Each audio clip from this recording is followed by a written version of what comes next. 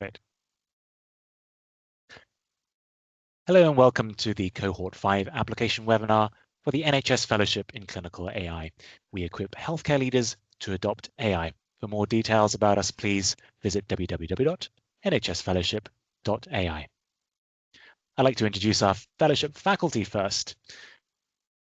I'm Dr. Alexander Deng. I'm the director of the fellowship and I'm a consultant clinical geneticist. I'm joined by my colleagues today, Poppy.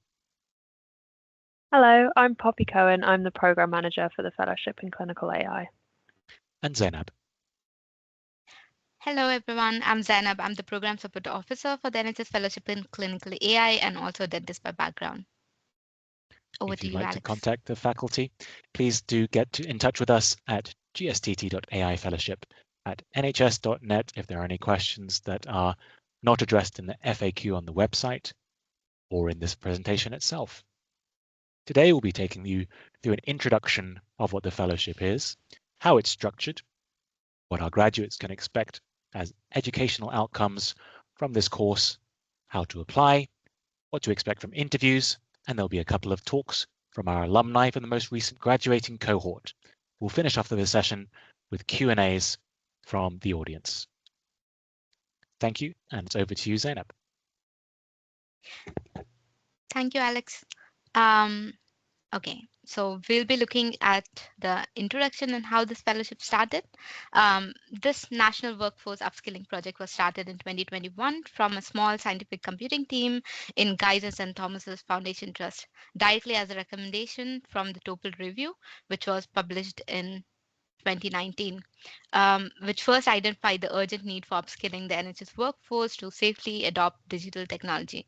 And it was further reinforced by various white papers such as the NHS Long-Term Workforce Plan from 2023 and recently by the Fit for the Future 10-year healthcare plan, which again emphasizes on the need of digital and AI capabilities across the healthcare system and making the NHS the most AI-enabled workforce in the world.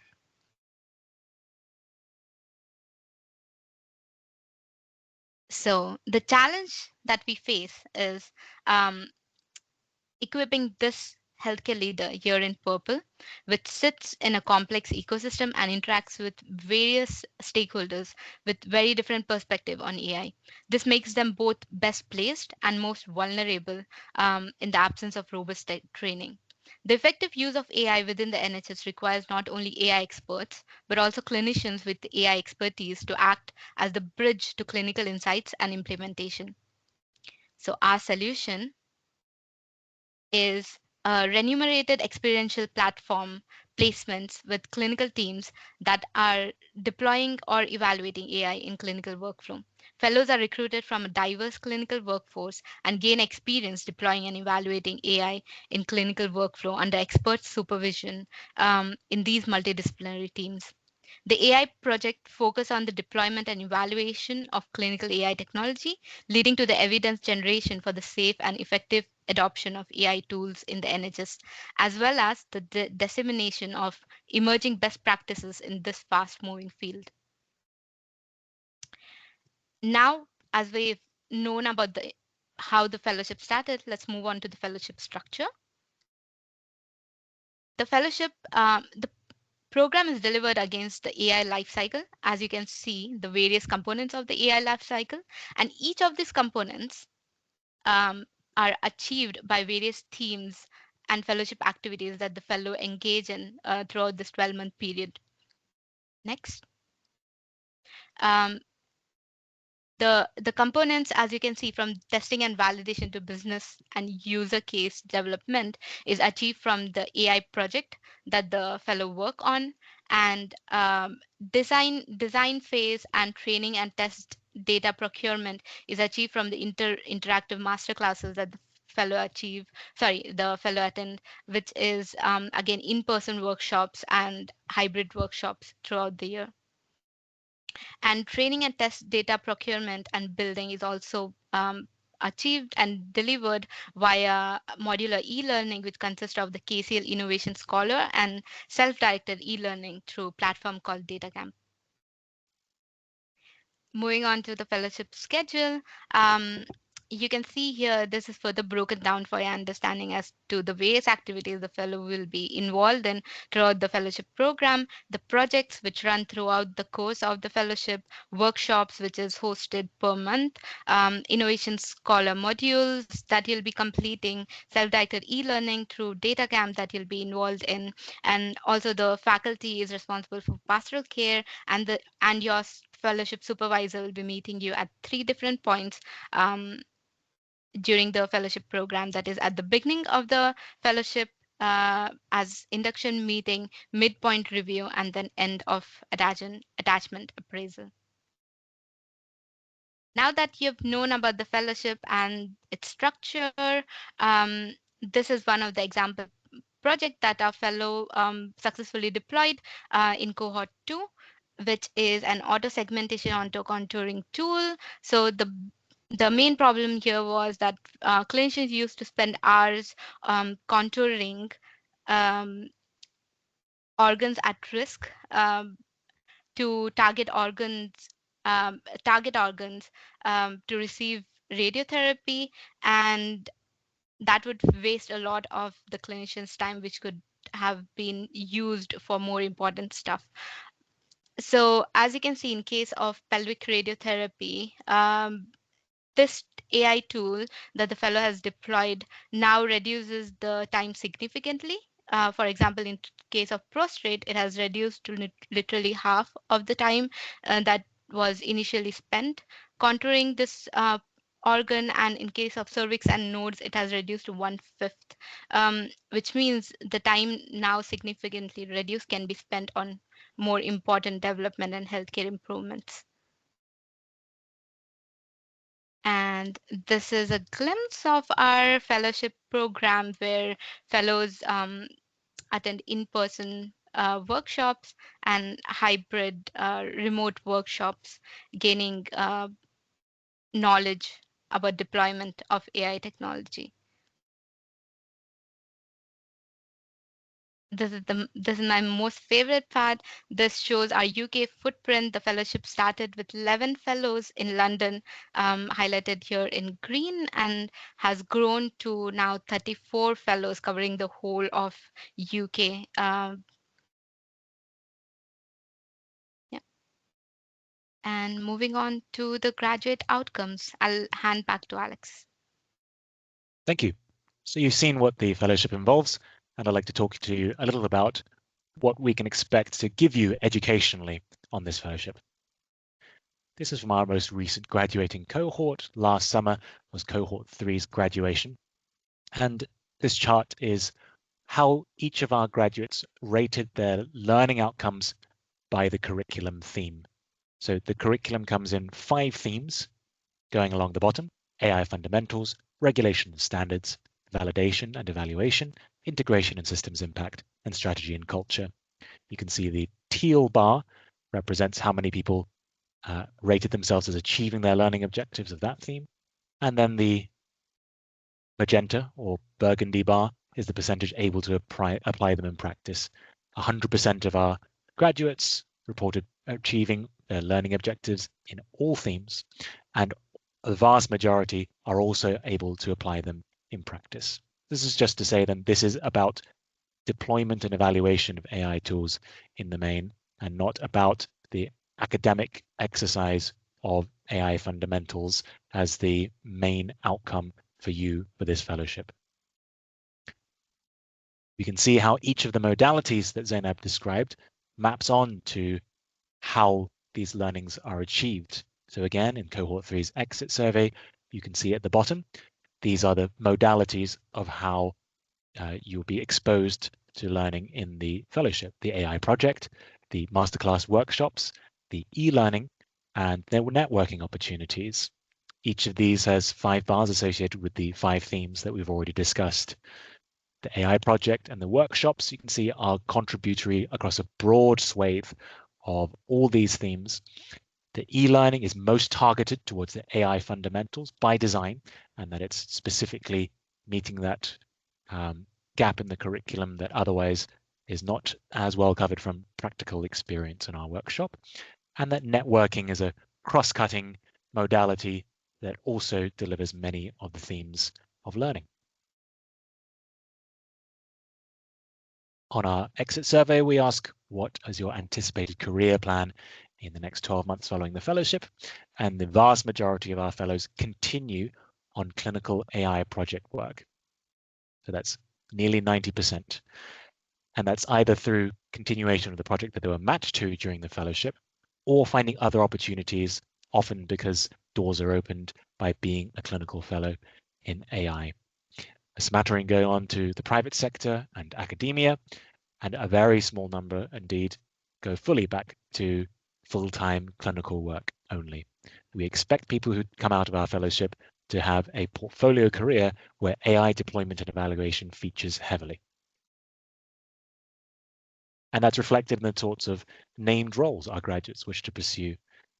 You can see that they want to be the leads in their trust for AI, in their department, in their region, and their royal colleges. They want to be chief clinical information officers and clinical safety officers, as well as working in academia and industry. And last of all, and I think the most important outcome of our graduates' exit survey is, would you recommend this fellowship to an eligible colleague interested in a career in clinical AI? And the overwhelming majority recommend it strongly. On that, hopefully you've been convinced as to the educational benefit of this fellowship, and I'll hand over to Poppy on how you're going to apply. Thank you, Poppy. Great, thank you very much, Alex. So I'll be talking about the application process for the fellowship. This slide shows the Cohort 5 application timings.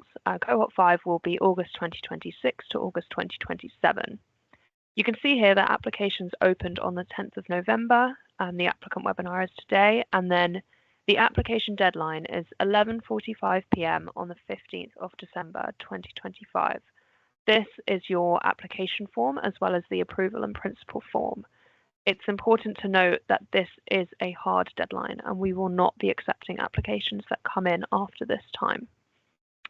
On the 13th of January 2026, the outcomes of those application forms will be communicated. So that will be whether you have been shortlisted for an interview or whether you have been unsuccessful in this application cycle. We will then be hosting remote interviews from the 20th to the 27th of January 2026. The exact days and times will be communicated nearer the time, but I recommend, if you can, to keep a note in your calendar for that whole week, because we are unable to interview outside of that. In February 2026, you will receive interview outcomes as well as project matching for those who have been successful, and then the fellowship begins in August 2026.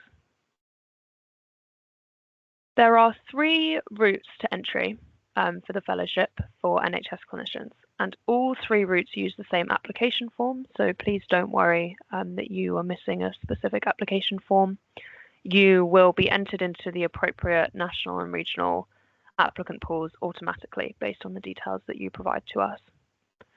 So the first route is the nationally funded posts, and for this, applicants can be from anywhere in the NHS, and your salary cover is provided through this route. This is a route that we call competitive entry, which means that you go through the shortlisting and interview process, which I just described.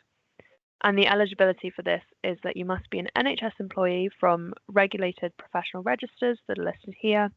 And there are some restrictions on training and banding, so please do look at the full eligibility criteria on the website.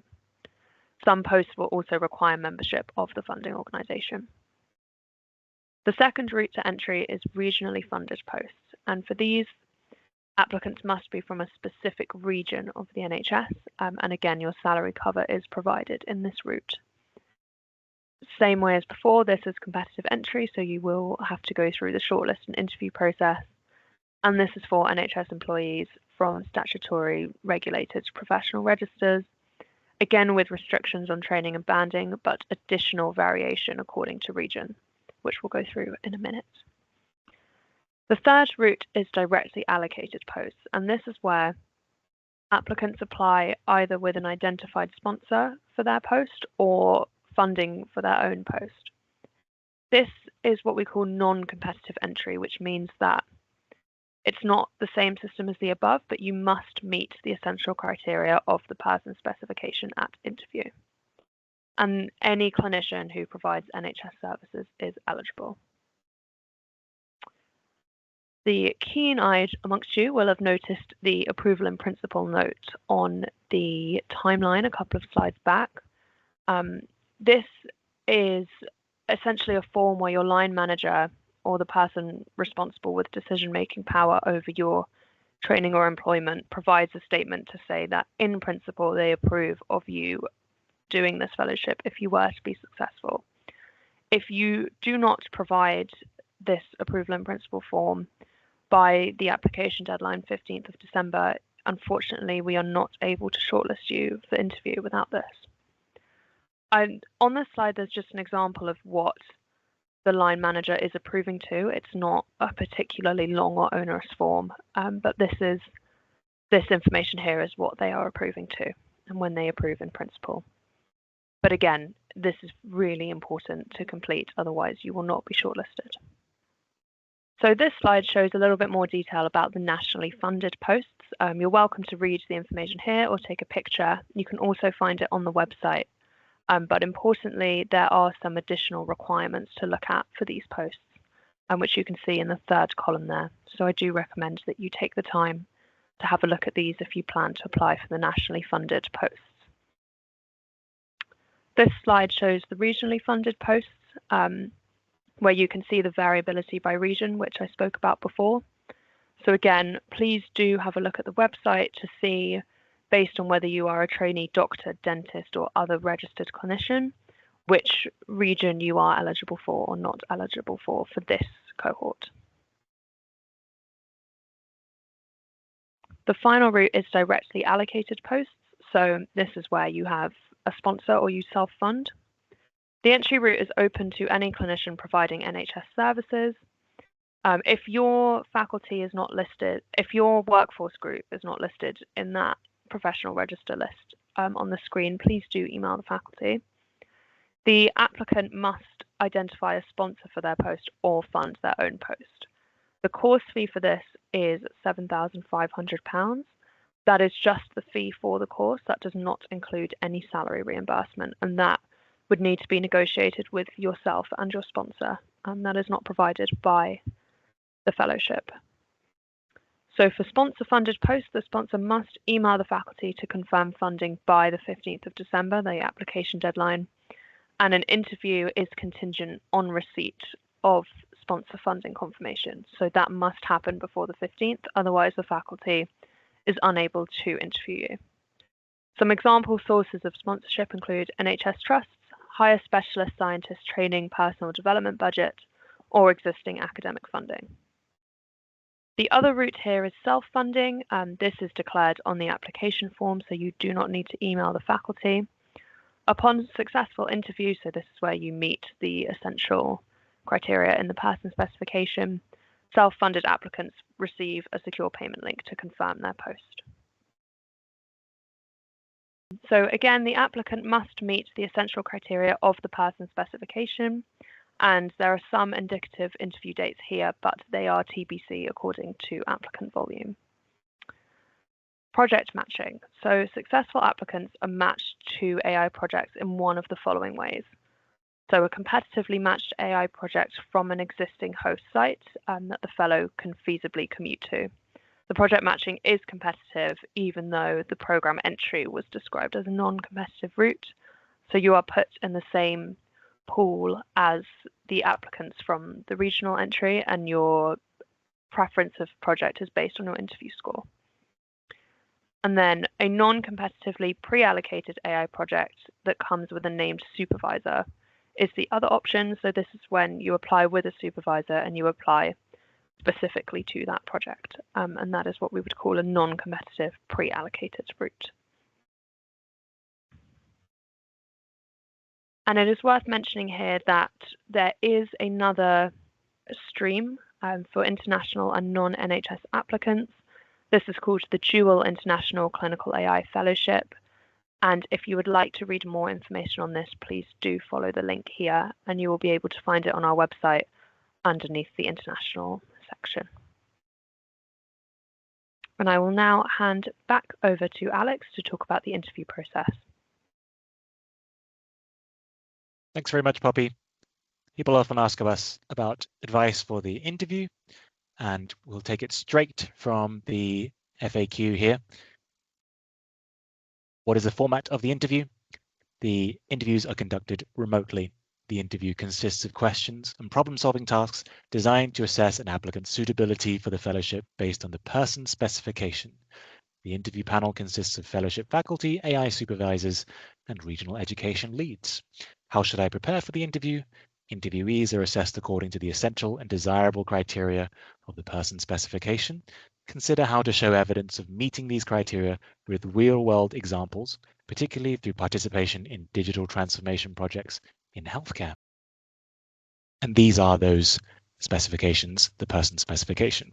The essential criteria about communication, team working, problem solving and ICT proficiency, and desirable criteria are about clinical and technical skills associated with the fellowship.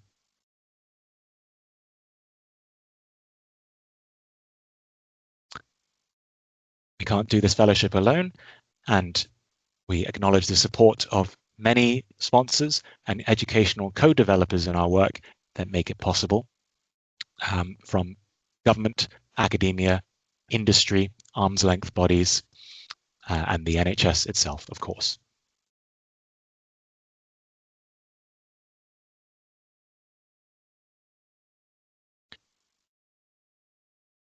Thank you. That brings us to the end of our first section of the talk, and which will be followed by alumni talk. So my name is Aoife Fox. I am an emergency medicine doctor in both adult and paediatric emergency medicine.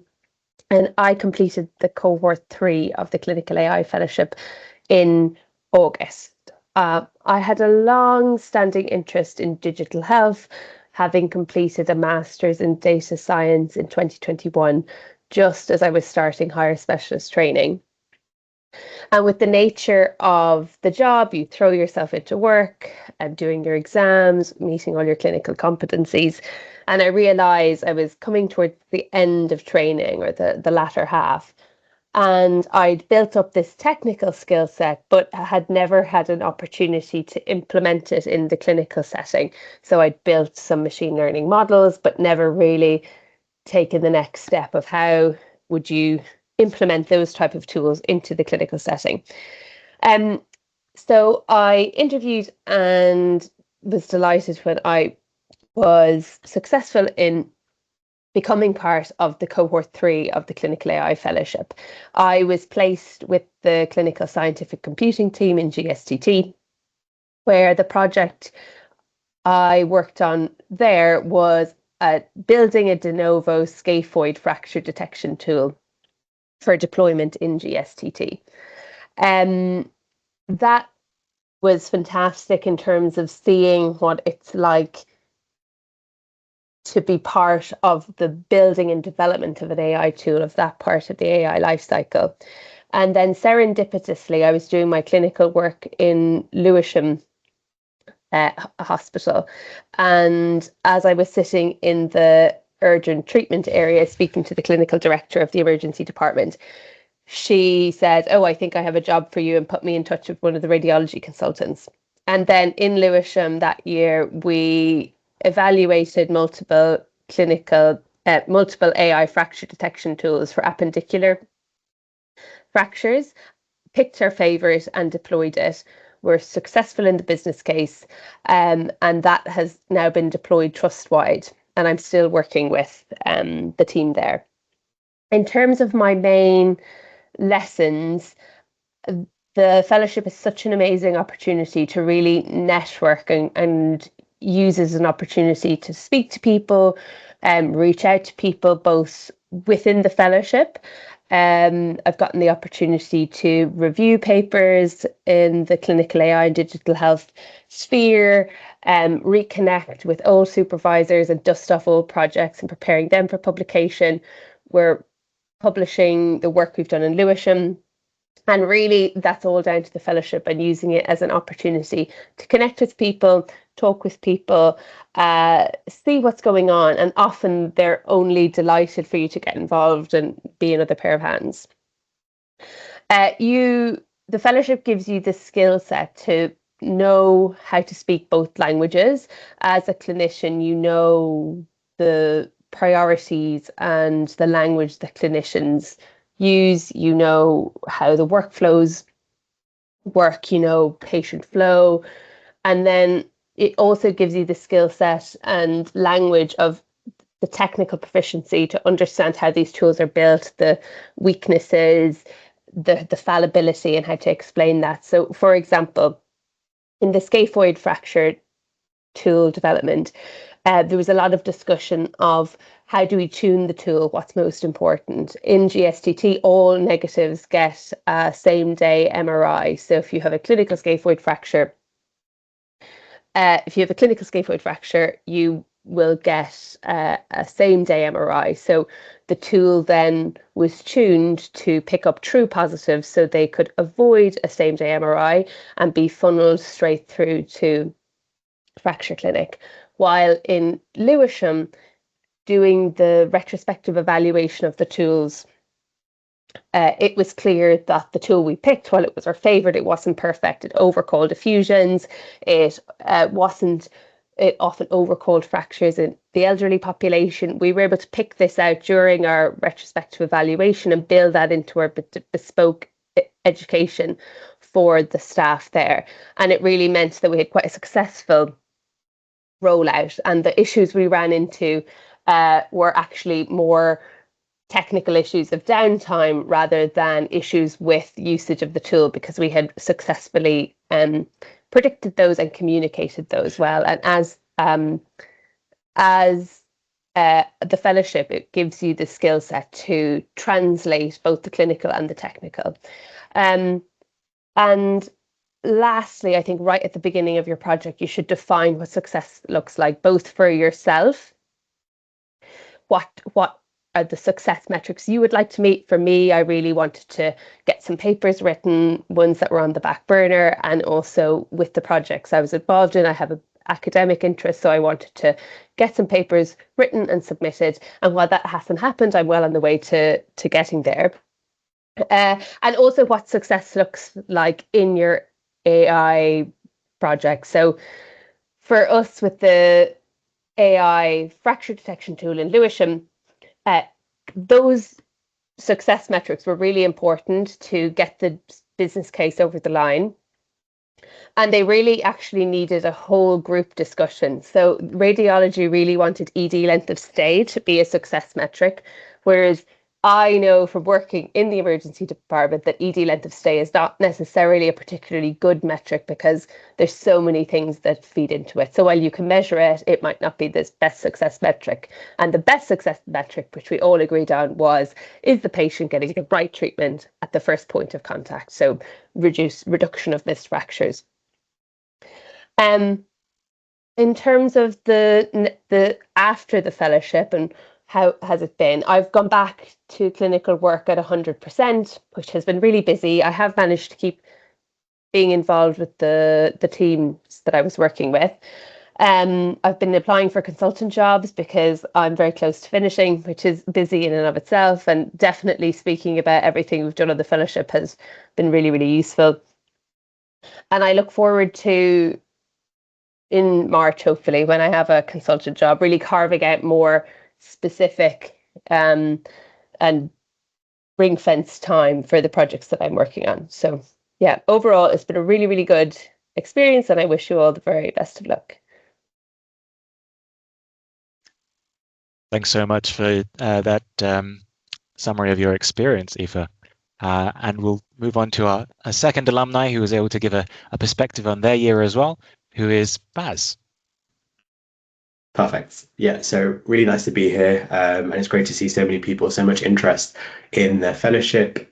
So similar to Aoife, I just wanted to use a few minutes to kind of introduce myself and tell you sort of what my background was going into the fellowship. So I was also part of Cohort 3 along with Aoife. So what my background was leading into that, what my motivations were for kind of applying for it, some of the things that I got up to, so what my fellowship project was, and some of the things I got up to during and since the program, and then I guess just end with a couple of reflections and maybe things to consider when it comes to your own applications and looking ahead to your own year on the program, obviously if successful. So by way of a background, I'm a GP registrar based in Northwest London, and again, similar to Aoife, I'd had a long-standing interest in digital health and AI in healthcare, really since I was a medical student. But my background leading into the fellowship had been more from primarily sort of a health policy perspective. So I was involved within NHS X, as it was at the time at NHS England, and also more of kind of like an entrepreneurship or commercialization perspective, and not so much a technical understanding of what AI actually means in terms of practical considerations around model design, development, validation, and deployment. Again, I'd done a master's in health informatics prior to the fellowship, but obviously that was a bit more academic and a bit more abstract. And really, I was keen, first and foremost, to get involved within a real world application of how AI was actually being used in healthcare. And then my project specifically was looking at mental health. So developing a predictive model to identify high intensity mental health service users. So how can we identify who the top decile of most expensive or highest expenditure mental health service users were? And the reasons for that, for wanting to do that project, were twofold. I think firstly, as a GP, mental health was probably one of the most relevant project specialties to me from a clinical background. And secondly, it was also just an area of interest of mine. And so it was the project that I was the most keen to undertake and explore. I think for me, one of the learning points probably was the fact that the project was a lot more upstream maybe than what I had expected. So I'd hoped it had been closer to deployment in as much as this model already existed, and perhaps my role would be to think about how it could be operationalized. Turns out actually the model was the predictive tooling was quite rudimentary and was in its infancy. So a large part of the year was spent around actual model design, which was a steep learning curve in terms of learning about the programming and machine learning techniques and things like that. And actually only now are we starting to get to think about how the model can be put into practice and operationalized. I should say it was based at King's and the South London and Maudsley, which I'm sure many of you will know is one of the most sort of mature mental health sites, certainly in the UK, if not in Europe and the world. So now we're kind of getting to some of the exciting things in terms of how this can be used in practice. During the fellowship, I think similar to what Aoife mentioned, there were a couple of things that I was quite keen to do alongside working on the project itself, primarily around publications and poster presentations as well, because the fellowship obviously gives you that dedicated time in which to do these kinds of things. And I'm quite pleased to say that we have had like one publication which is in print or in press, and another that has been sent for peer review. And I've also just come back from Dubai for a poster presentation as well, all of which are kind of tangible outputs as a result of having done the fellowship. And even though the fellowship itself finished in August, I've continued on as a clinical AI research fellow at King's. So independently of the fellowship, my supervisor managed to find a little bit of extra funding to keep me on for a bit longer, as I said, because now we're getting into the exciting bit of seeing how the model is actually being used in practice, which is sort of what it was really all about. So I think personally, I would have felt like it was a bit of a shame to have gotten to the point of building this predictive model and then not actually see it through to being used. So that was the reason for my staying on. It was a steep learning curve, particularly around the programming things, which I'd had a bit of exposure to through my earlier masters, but nothing significant.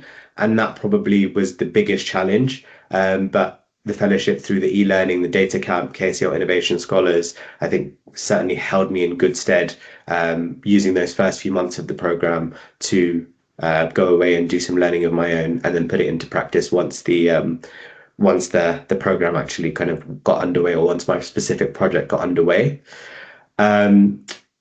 In addition to the staying on as a clinical AI research fellow, I'm also the chief medical officer at a pediatric mental health company as well, called Kanjo Health, which is looking to help parents and children with neurodiversity, again, which I think was very much a could only have been made possible as a result of my having done the fellowship.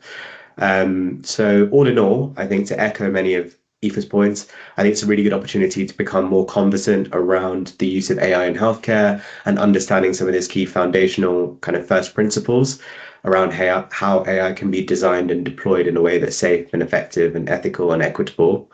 And what I would say, sort of conscious of time, is that when it comes to your own application, I would encourage applicants to do a bit of soul searching in terms of what aspect of AI in healthcare they're specifically interested in, rather than just saying AI in the main excites me, because I think the projects, they're quite a mixed bag. So mine, even though it was advertised as being more around the deployment side of things, actually ended to be more around model design. And others are looking more around change management, AI governance, post-market surveillance, regulation. So maybe if you could, I think if you have a bit of clarity in your own minds about what it is about AI in healthcare that excites you, and then try to find a project that aligns to that, would probably make the best use of your time and the best use of your year.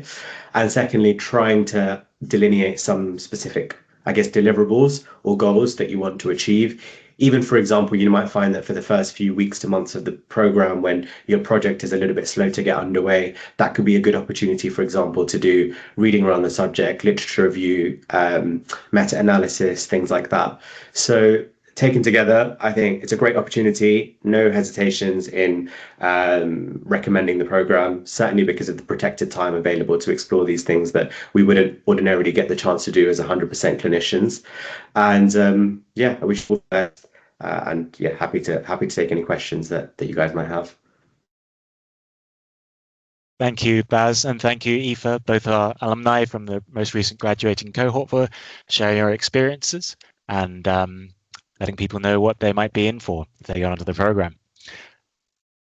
We will now use the rest of the time that we have for Q&As, and please be aware that if your question's not in the Q&A section, we don't have visibility on it. So if you typed it into the chat earlier, please retype it into the Q&A, and I will simply be going down from the top of the list as to which is the most burning Q&A question to answer.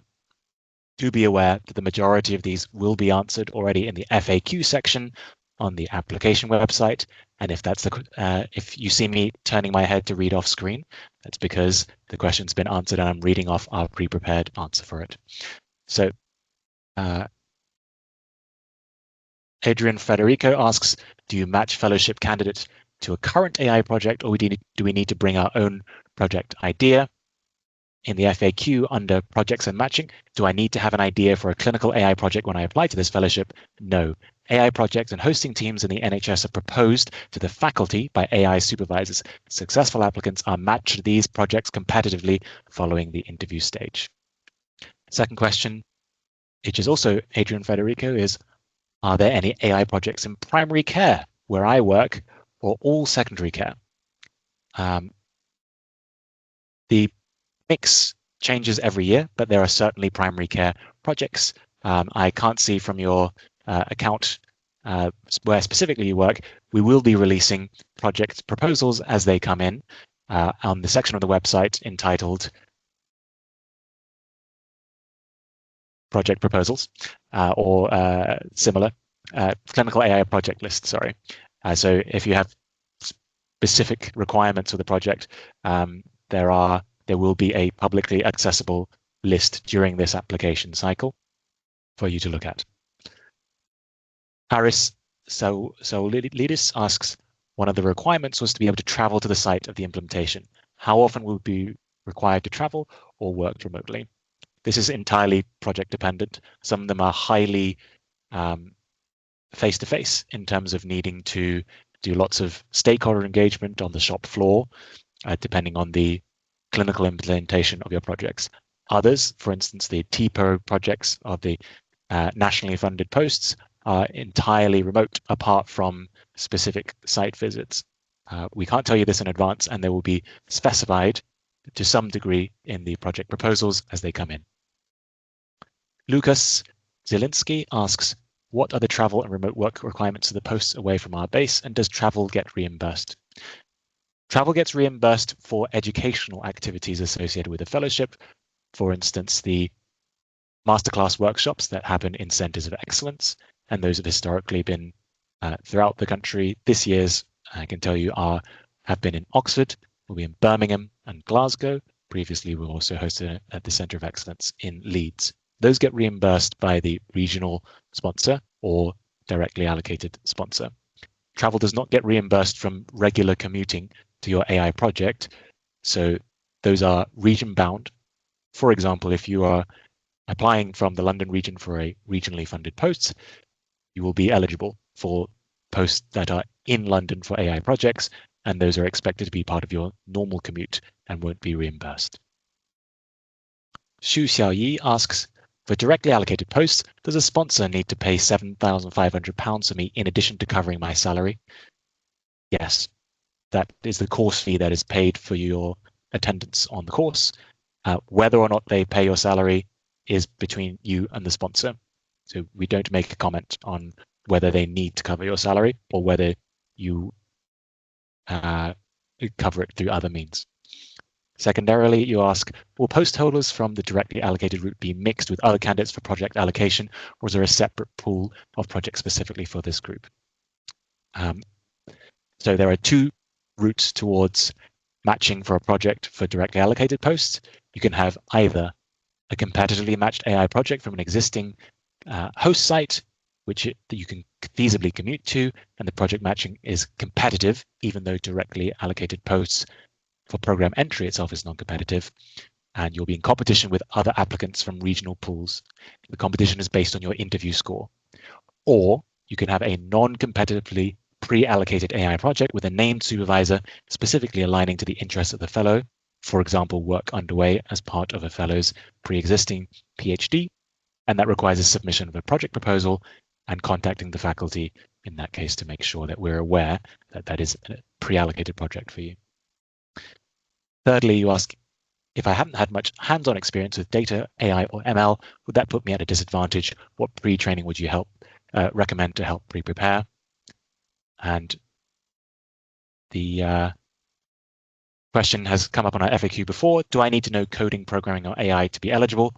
No. Prior experience of coding, programming, or AI is not an essential criterion of the person specification.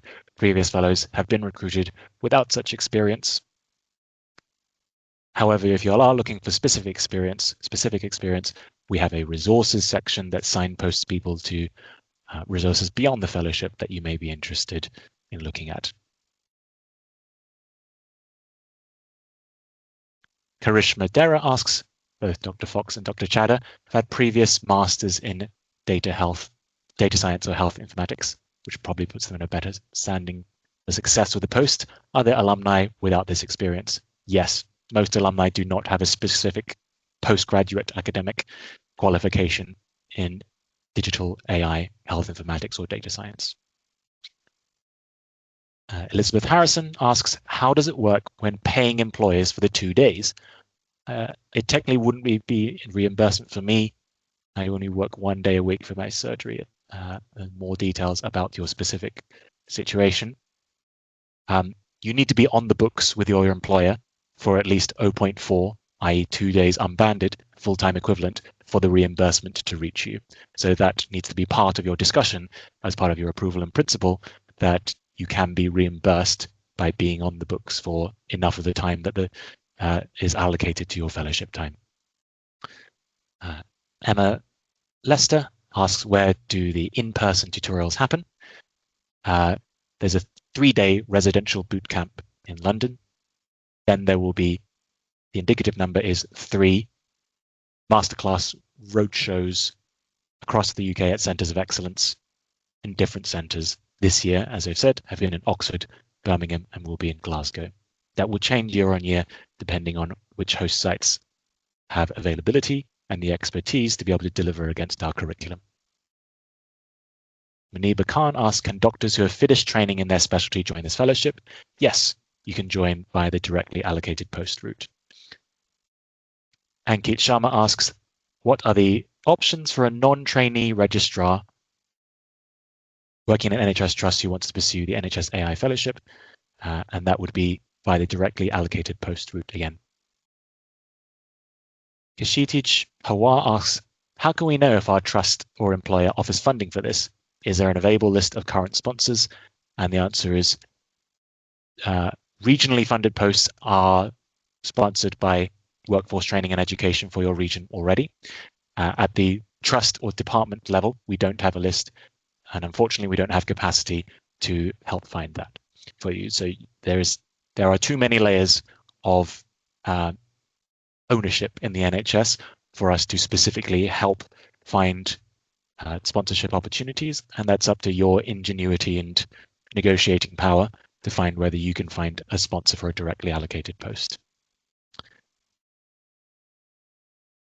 Abdul Rahman Mohammed asked, does approval in principle need to be submitted before we can submit our application form? No, they can be done asynchronously as long as they're both received by the 15th of December 2025. Dean asks, can I submit my application for a funded post, but if I get a sponsor funded post, then I could submit the application twice? No, we ask you to only submit one application, and it has to be either for a competitively allocated post, by which you mean a regionally or nationally funded post, or a directly allocated post. If you submit an application for a directly allocated post, that will be the application that's taken forward. So you cannot sit on the fence and do both and see if you get funding. The reason for this is that we need to have specific numbers of projects and confirmed numbers of applicants coming into the matching cycle in order to meet the learning needs of all our candidates. So we cannot have uncertain numbers of people who may or may not pursue one or the other entry routes at the time of matching. That all happens simultaneously at a national level, so all the numbers need to be clear by then. I'm just going to resort by new updates to see if anyone's been bumped up the list.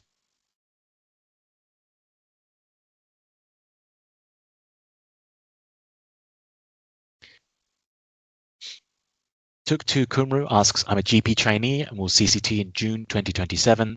This could be a couple of months just before the end of this fellowship. Could I apply, as I'll still be in training for most of the fellowship, and how many hours is this post per week?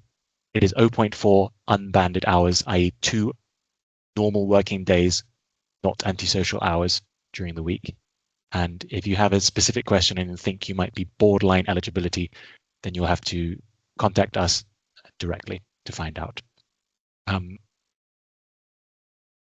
Having 2 months of the fellowship out is normally less likely for you to receive a favorable decision from the sponsor, but we can ask.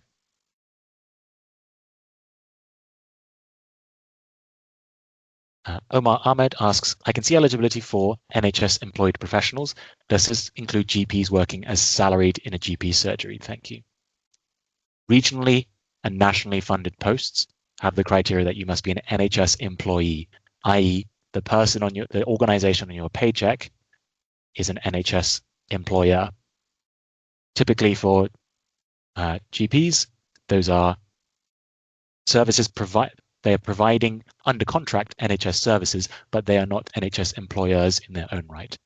For this will be a directly allocated post because you are providing NHS services and therefore would be eligible for that route. Munuba Khan asks, can doctors who have finished their training in their specialty join this fellowship? Yes, you can apply through a directly allocated post. And the same answer to Ankit Sharma. I think I've answered that one already.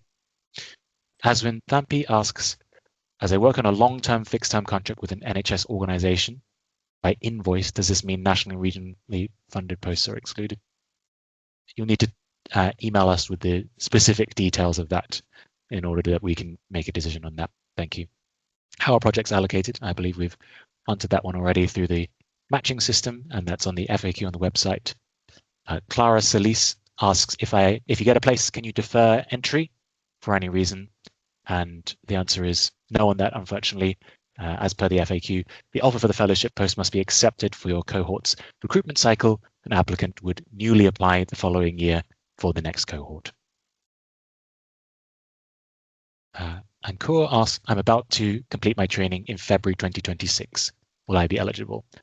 You will be eligible for a directly allocated post because you will not be holding a national training number as is required for nationally and regionally funded posts for the duration of the fellowship.